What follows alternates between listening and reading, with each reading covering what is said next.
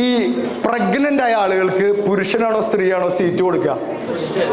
പുരുഷന്മാരാ. സ്ത്രീകള് പ്രഗ്നൻസി കണ്ട് ഗർഭമല്ല, എനിക്കുണ്ടായിരുന്നു 3 എണ്ണം.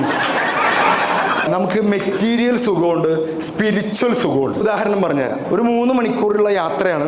നമ്മൾ ലിമിറ്റഡ് സ്റ്റോപ്പ് വണ്ടിയിൽ കയറി നിങ്ങൾക്ക് സംഭവിച്ചിട്ടുണ്ടോ ജീവിതത്തിൽ എന്തെങ്കിലും? അതായത് നമ്മൾ കയറുമ്പോൾ നമ്മൾ വിചാരിക്കും സീറ്റ് ഉണ്ടെന്ന്, പക്ഷെ കുറച്ച് കഴിഞ്ഞാൽ മനസ്സിലാവും നമ്മൾ മാത്രമേ ഉണ്ടാവുള്ളൂ നിൽക്കാൻ. അവസാനം നമ്മൾ ഡ്രൈവറെ വരെ നോക്കും സീറ്റിന് വേണ്ടി. അപ്പോൾ ഡ്രൈവറെ അങ്ങോട്ട് പോകാൻ കുറേ കഴിഞ്ഞപ്പോൾ നമ്മുടെ തൊട്ട് മുമ്പിലെ സീറ്റിലെ ഒരാൾ അവിടുന്ന് ഇറങ്ങിപ്പോയി.